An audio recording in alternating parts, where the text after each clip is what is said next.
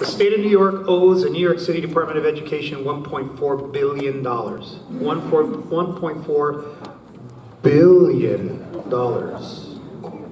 That's important. And I know what happens is people say, well, education, education always wants more money. And we can't just throw money at the issue. Well, for just one time in the 30 years I've been an educator, I wish we would have thrown money at the issue. We've never thrown money at the issue. But the fact of the matter is that we are owed $1.4 billion. If we were owed and actually paid the $1.4 billion and we actually put that into the Fair Student Funding formula, you would see an immediate increase in funding so that principals at school sites could hire more teachers to reduce class size. There's a direct correlation between funding and being able to reduce class size. There's no other way to say it. So how could we do this now? There's a lot of things that we could do. We could cut lots of other programs. We could cut social workers. We could cut counselors. And by the way, I'm not advocating for that. In fact, I think we need to hire more counselors and we need to have more social workers. But what can we do? You could get rid of a lot of those positions that don't necessarily have to do with class size. Use that funding to hire more teachers, which then you could reduce your class size. Nobody wants to do that. I'm not advocating. That's not a smart thing to do. But there is a direct, I can't say this enough, a direct correlation between funding that goes directly to the schools and how you're able to then have enough staff to reduce your class sizes. We put principals in a horrible position because we give principals the decentralized authority to make decisions along with their community in their communities. But what we never talk about is that principals don't have the full array of funding to actually be able to make some of the decisions they want to make. And funding class size reduction is one of those things. So, yeah, some principals in the audience? Yeah. So that being said, I will tell you, I will give a lot of credit to our city council and to our mayor. This school year, they invested over $200 million into the Fair Student Funding formula, which we sent directly to schools. So whereas when I walked into the district on April 2nd, the floor was about 87% of that Fair Student Funding formula. Every school this year is at least at 90% of the Fair Student Funding formula. Some middle schools saw over $200,000 in an increase in funding. So you can imagine if we were able to get that additional money that's owed to us, what we could do. What can you do? You're voters. What can you do? You're very actively involved in District 30. So as you think about who is asking you for your vote, excuse me, you need to ask them, are you going to fully fund the investments in the student funding formula, the Fair Student Funding formula? And are you going to fully fund the $1.4 billion that is still owed to the city of New York around funding for our schools? Unless we hold our elected officials accountable, and again, I just want to tell you, your two elected officials that I mentioned here today are already on board. They're leading the choir. But we need to make sure that Albany understands that the funding is critically important to what happens in our classrooms every single day. That's what I'm going to ask you to work with us this legislative session on. November 6th. Vote. November 6th. Just for everyone sitting in the back, we have a bunch of seats up here. We have something here called a state test. Happens every spring, and they're only in math and English. So because of that, our kids get a lot of math and English. But our kids are still kids, and they have social and emotional needs, and they need to learn how to make friends and get along with others and work in groups. What can you do to make sure that our kids get that kind of social emotional training and growth during the school day?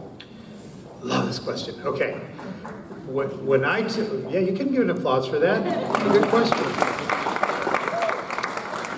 So I'm going to keep it real with you. When I was sworn in as the Chancellor of Education for the New York City Department of Education, I raised my right hand and I swore to follow the law and the Constitution of the United States and the state of New York, and all of the laws pertaining to education. The law, la ley, in New York City, in New York State, says that we have to administer the state exams. Now, There's a lot of things that we can do about influencing what that state exam looks like. A lot of stuff has been done. It used to be 3 days, now it's 2 days. Teachers didn't have a voice in what those questions were or whether it was aligned to the state standards.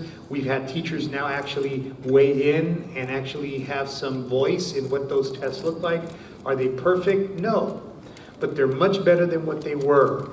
We used to have a time limit on what the time students had to complete those exams. They no longer have a time limit. So there's been some progress. But I want to be really clear, like there are a lot of very passionate parents out there that are like really, really dedicated email writers to me telling me just refuse to give the test. I'm not going to break the law. I'm sorry. We have to do it. So what I'm going to spend my time on is making sure that the tests are not only aligned to what we should be learning in our classrooms, but that they're not so overly egregious that teachers feel like they have to give the test or spend time in math and science or math and English language arts because of these tests. Now, why is that important? Because I am also a big believer that we have to educate the whole child. And a child should have science. They should have social studies. Heck, I was a social studies teacher, but I was also a mariachi teacher as a teacher, right? So every student should study mariachi in every single, no, I'm just kidding. But they should study the fine arts. A student should dance, move, draw, create every single day as part of their experience. So what have we done about that? You cannot blame teachers, because I'm really glad to know that this is no longer the paradigm. But prior to my arrival, I understand that in the state of New York, at one point, there was a linkage between student test scores and teacher evaluations. That is backwards, and that's ridiculous. Because if you're a teacher, most teachers that I know have responsibilities. Most teachers that I know live in some kind of an abode that they either pay a mortgage or they pay rent. Most teachers that I know like to eat, so they need food. So if your job is predicated upon the test scores of your kids, and your kids are going to be tested in English language arts and math, I'm no Einstein, but I'm going to tell you, I'm going to spend a lot of time in English language arts and math. So you cannot blame the teachers. So I'm really thrilled that I didn't have to fight that battle. Once I got here, I understood that the state of New York has now decoupled teacher evaluation from English scores and math scores. And by the way, when you look across the world, there are very few to none of countries that are doing well that link test scores to anything. So it's not even supported by the best practices. So we have conditions now here in New York City where teachers shouldn't feel like they have to concentrate overly on just English language arts and just mathematics, right? We've decoupled that, we've delinked that. The next round of that work is trying to get our community, all of us, to stop using test scores as the end-all be-all. Using test scores for where you're going to buy a house. Using test scores for where you're going to send your kid. Using test scores for where you're going to judge whether a school is a good school or a bad school. If there's any advice I give to parents, and I get asked, what advice do you give to parents when choosing a school? If there's any advice is, don't listen to your neighbor. I don't mean that disrespectfully, just don't listen to your neighbor. Like you wouldn't listen to your neighbor to decide who you're going to date. So don't do it for you're going to choose a school. Actually go to the school. The school that's around the corner, go there. Meet the principal, meet the teachers. You're going to look at the test scores, you're going to say, I have some questions. Let people talk about what they're doing. Get a feel for the school. Is this a place where it's going to be a nurturing environment? And that's why I mentioned it, because it's the second part of that question. You cannot have a school that is so focused on academics that it becomes one of those no excuses, academics only environment. You have to understand that our children, even in the beautiful District 30, where people know each other, right? Where you have homes, you have single family homes, you have a little bit of a yard, you have play spaces. It's not the urban apartments. Even in District 30, you live in an urban environment. You live in a big city. So the very fact that our children are living and growing up in a big city exposes them to big city challenges. Lots of big city challenges. I'm not even going to go through all of them, but you know what I'm talking about. So the notion that students will come perfectly ready to come to school and learn and just neatly fall into a classroom and be ready to learn is so misconstrued in our way of thinking about education. So you have to pay attention to the social-emotional aspects of a classroom. You have to make sure that it's a warm, inviting environment. You have to make sure that there's training for our teachers to understand not only how to recognize when a student is in trauma, but that a teacher knows if a student is in trauma, who do I connect that student to? Because I don't expect a teacher to be the expert in being able to counsel that student, but I do expect a teacher to know who and to be trained on who they refer that student to so they can get the help that they need. And I'll give you an example, a true example that has happened in New York City. So that's why we're investing in social-emotional learning training, restorative practices training. We're doing implicit bias training because all of us have biases. That's not the issue.